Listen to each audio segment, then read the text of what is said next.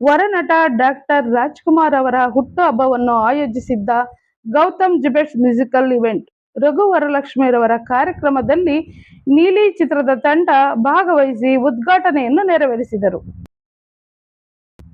ಈ ಕಾರ್ಯಕ್ರಮದಲ್ಲಿ ನೀಲಿ ಚಿತ್ರದ ನಾಯಕಿ ಪ್ರೇರಣಾ ನಾಯಕ್, ಪ್ರೇಮ್ ಸಾಗರ್, ನಿರ್ದೇಶಕ ಹಾಗೂ ಡಾಕ್ಟರ್ ವಿ ವೆಂಕಟೇಶ್ ಹಾಗೂ ಭಾಗ್ಯಶ್ರೀ, ನಿರ್ಮಾಪಕರಾದ ಯಲಿಯೂರು ಪಿಳ್ಳೇಗೌಡರು ಭಾಗವಹಿಸಿದ್ದರು. ಈ ಚಿತ್ರದ ಕುರಿತಾಗಿ ನಾಯಕಿ ನಟಿ ಪ್ರೇರಣಾ ಮಾತನಾಡಿದರು.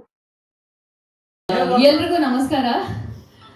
ಮೊದಲನೇದಾಗಿ ಈ ಕಾರ್ಯಕ್ರಮಕ್ಕೆ ನನ್ನನ್ನು ಕರೆದಿದ್ದಕ್ಕೆ ನಿಮ್ಮೆಲ್ರಿಗೂ ನನ್ನ ಕಡೆಯಿಂದ ಧನ್ಯವಾದಗಳನ್ನ ನಾನು ಸಲ್ಲಿಸ್ತೀನಿ. ನಿಮ್ಮೆಲ್ಲರೂ ಪ್ರೀತಿ ನಮ್ಮಂಥ ಕಲಾವಿದರ ಮೇಲೆ ಇರಲೇಬೇಕು. ಯಾಕೆಂದರೆ ನೀವೆಲ್ಲರ ಪ್ರೀತಿ ಇದ್ದರೆ ನಾವು ಮುಂದೆ ಬರೋಕ್ಕೆ ಸಾಧ್ಯ. ಇವತ್ತು ನಾವು ಎಷ್ಟೇ ಕಷ್ಟಪಟ್ಟರು ನಿಮ್ಗಳ ಪ್ರೀತಿ ಇಲ್ಲ ಅಂದರೆ ನಾವೇನು ಮಾಡೋಕ್ಕೆ ಸಾಧ್ಯ ಇಲ್ಲ. ನಾವು ಎಷ್ಟೇ ಕಷ್ಟಪಟ್ಟರು ನಿಮ್ಮಂಥವ್ರ ಪ್ರೀತಿ ನಮ್ಮ ಮೇಲೆ ಆಶೀರ್ವಾದ ಇದ್ದರೆ ನಾವು ಮುಂದೆ ಬರ್ತೀವಿ. ಈ ಥರ ಹಲವಾರು ವೇದಿಕೆಗಳಿಗೆ ನಾವು ಮುಂದೆ ಹೋಗ್ಬೋದು. ನಮಗೆ ಒಂದು ಒಳ್ಳೊಳ್ಳೆ ಹೆಸರು ಬರೋಕ್ಕೆ ಸಾಧ್ಯನೇ ನಿಮ್ಮಂಥ ನೀವು ಕೊಡೋವಂಥ ಒಂದು ಪ್ರೀತಿ ಅಂತ ಹೇಳೋಕ್ಕೆ ಇಷ್ಟಪಡ್ತೀನಿ. ನನ್ನ ಹೆಸರು ಪ್ರೇರಣಾ ಅಂತ.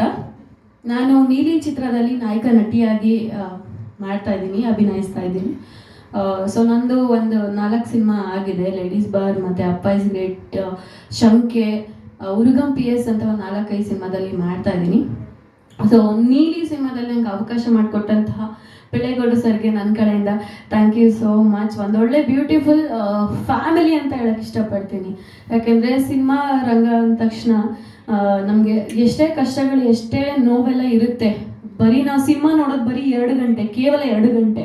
ಆದರೆ ಅದರಿಂದ ಎಷ್ಟು ಎಫರ್ಟ್ ಇರುತ್ತೆ ಅಂತ ಸಿನಿಮಾ ಮಾಡಿದವ್ರಿಗೆ ಅಷ್ಟೇ ಗೊತ್ತಿರುತ್ತೆ.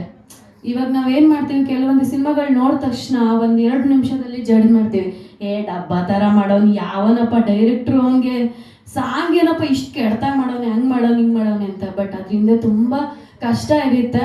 ಸೊ ಅದು ತಪ್ಪಾರೇ ಇರಲಿ ಸರಿಯೇ ಇರಲಿ, ಸಿನಿಮಾ ಫುಲ್ ನೋಡಿಬಿಟ್ಟು ನೀವು ಅವ್ರಿಗೆ ಹೇಳಿ ಹಿಂಗಿದೆ ಅಂತ ಅವ್ರು ತಿದ್ಕೊಳ್ತಾರೆ. ಖಂಡಿತ ತಿದ್ಕೊಳ್ದೇ ಇರೋ ಅಂತ ಒಬ್ಬ ಮನುಷ್ಯ ಬೇರೆ ಎಲ್ಲೂ ಇಲ್ಲ, ತಿದ್ಕೊಳ್ತಾರೆ. ಸೊ ಸಿನಿಮಾನೇ ನೀವು ಬಂದು ಎಲ್ಲರೂ ಥಿಯೇಟ್ರಿಗೆ ಬಂದು ಸಿನಿಮಾ ನೋಡ್ಬೇಕು. ಏನಕ್ಕಂದ್ರೆ ನಮ್ಮ ಕನ್ನಡ ಇಂಡಸ್ಟ್ರಿ ಉಳಿಬೇಕು, ಬೆಳಿಬೇಕು ಅಷ್ಟೇ. ನೀವೆಲ್ಲರೂ ಕನ್ನಡ ಸಿನಿಮಾಗಳಿಗೆ ಹೆಚ್ಚು ಪ್ರೋತ್ಸಾಹ ಕೊಡಿ ಅಂತ ನಾನು ಹೇಳಕ್ಕೆ ಇಷ್ಟಪಡ್ತೀನಿ.